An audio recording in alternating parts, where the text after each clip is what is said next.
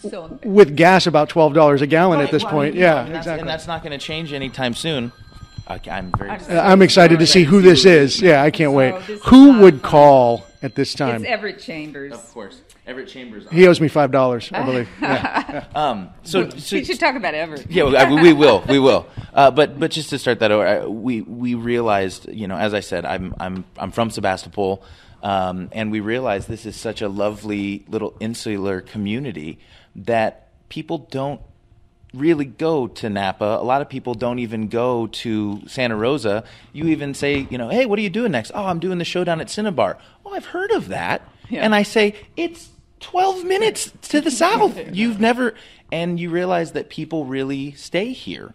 And I can't fault them for it. It's a beautiful little town. And like you said, with gas on its way to, double digits a gallon, the idea that bringing theater to the community rather than having the community try to travel everywhere. So the idea being that Napa Valley will create a piece and then it might travel over here. Well, we'll create a piece here and it will travel over there, eventually trying to form a circuit of theaters where we can be bringing arts to the people. So, Keith, I know that you went to high school around here, El Molino, I think. Go Lions. And some sort of injury ended your athletic career and threw you into the theater. Tell us a little about how that started out. I always thought I was going to be a baseball player. Never have done anything in my life as well as I could hit a baseball. And in my junior year, I had a horrible collision at home plate and dislocated my left shoulder 9 inches out of the socket, and it killed all the nerves and muscles in my arm. And needless to say, that was the end of my sporting career other than golf, which I am now assistant golf coach at El Molino right now because I can still do that. But the need for community was still really strong with me, the need to collaborate with others, and it had always been sports up until then. And luckily for me, one of my best friends said, "You should come audition for acting." And I said, "Acting?" And I did a monologue from Pulp Fiction, the Ezekiel 25:17 monologue, and ended up getting into 2 plays my senior year. We did Brighton Beach Memoirs, and I got to play the dad, Jack, because I could grow a beard, and then I ended up playing by alcohol at that point. Yeah, right, exactly. And then ended up playing Lancelot in Camelot, which was hilarious to me. Then I went off to college to be what I thought was going to be a lawyer. And then ended up doing a play at Annalee, actually, was in Three Penny Opera. Just by chance, some actor kept showing up to rehearsals drunk. I was back for summer vacation from UC Santa Barbara. So that was you buying him the album. Yeah, right, exactly. Exactly. But when all was said and done, I got in this show, and when I went back for sophomore year at UC Santa Barbara, I auditioned with the transfer students to get into their acting conservatory.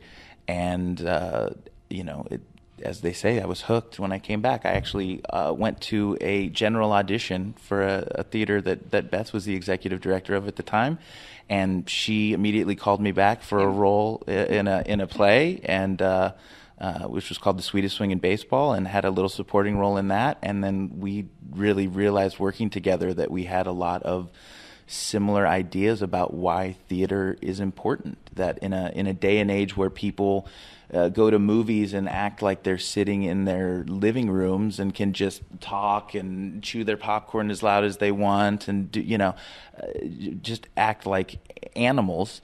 The idea that you can actually come and sit in a space like this and form a social contract with the performers and the other audience members, that you're going to mutually respect each other, that you're going to share an experience and be confronted with something that might challenge you or you might not like, that's not just spectacle and blowing up cars and chiseled abdomens, is really important to me in this day and age. Even as they try and strip all the funding away from arts, I think it's even more important. And not this highfalutin standing on a pedestal thing, just the idea that back in the day, they used to string actors up at the crossroads because they made people see ghosts. They made people confront things that are difficult to look at and realize that we all have the same demons and angels riding around on each shoulder. And that's what makes me excited about theater in general, and especially a small space like this when you're dealing with 80 seats and you can talk at this level and know that you're connecting with every single person in the space. It's a really wonderful opportunity to plug into people's humanity, I think. Be less than 80 seats because I'm going to have my bed right up there. Exactly. Okay, good. Just so you know. Beth, how did you get started in theater? That happened just, 2-3 weeks ago, I think? Right. Oh, my God. I can't even remember that far. I was in a small experimental theater company in the 70s for about 12 years that toured all over the world.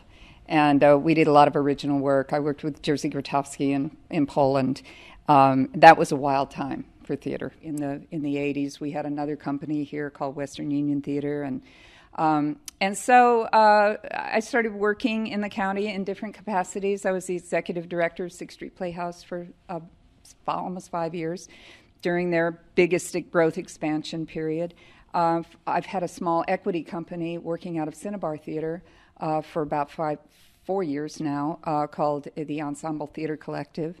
That still exists. And then last year, about a year ago, started this new company called Heritage Music Theater, which is basically a company that is devoted to telling the American story through the lives of songwriters, composers, and musicians who were documenting whatever the social landscape was at a particular period in time. And that's been quite successful, I'm happy to say. I saw the Woody Guthrie show, and it was phenomenal. Thank in you. fact, you guys brought half of it to my day job. And That's right. performed in the produce section at Whole Foods, which was really a lot of fun as well. That was so fun. It was really cool. It's Yeah. had, over 3,000 hits on YouTube, Yeah. and it's really a fun thing that we have out there as well, which is really kind of a nice little connection too. So theater's pretty much been my life. Either as a teacher, as a director, one time as an actor. I do it. This is all I do. I do other things, but gardening and I have a family, but it's my life. My life. I believe in it very strongly, and I believe in many of the things that Keith expressed in his expose there. And I think that's one of the reasons we're partners, is that I feel that another thing that we need to do as the senior members of the artistic community is find a way to pass on a legacy to the next generation. And Keith and I have talked about this very seriously, about wanting to have people there, that young people, that are of a like mind, that want to carry on and keep the dream alive. Excellent. The blue-haired people are still welcome too, right? Everyone's welcome. Okay, good. I'm Of glad to course. hear. They just have to unwrap their hard candies before the show starts. Well, this has been our time with Keith Baker and Elizabeth Craven, and we certainly want you to come back out to Sebastopol and see shows at the Main Stage West. Am I correct? Yes, there you go. So I'll see you again next time. Thanks.